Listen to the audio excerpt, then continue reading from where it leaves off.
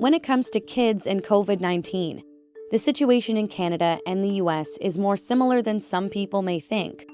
In both countries, children and young people make up the same percentage of reported COVID-19 cases, around 8%. But because of population differences, the actual numbers are drastically different. In Canada, there have been more than 9,000 infections in people 19 years old and younger. And in the US, more than 330,000 children have been infected with COVID-19. It's important to understand that it doesn't matter what age people are. From age 1 to 100, anyone can get infected with COVID-19. And I think it's also important to remember that anyone can transmit COVID-19. Now, kids might be a little less likely to transmit COVID-19, or they might be as likely to transmit COVID-19. That's currently being evaluated, but for sure they can get this infection and they can transmit it.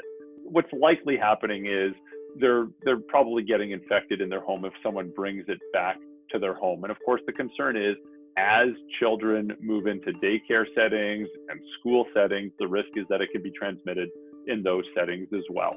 Canadian kids will be heading back to class in September. But in some places in the US, the school year has already started.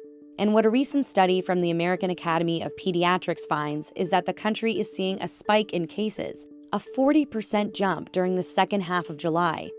Parents and staff on this side of the border are concerned about what may happen here. Experts say we're not in the same situation as the US, but they believe we can expect to see cases in schools. To protect kids in a school environment, the best thing to do is to get community rates of COVID-19 transmission as low as possible. If there's very few cases of COVID-19 in a community, the probability of introducing it into a school setting is much lower. So that should really be the focus. Certainly, we've heard about what the provincial strategy is, and now the schools are really trying to implement this locally. Of course, one of the wrinkles in that plan is the class sizes, especially for younger children.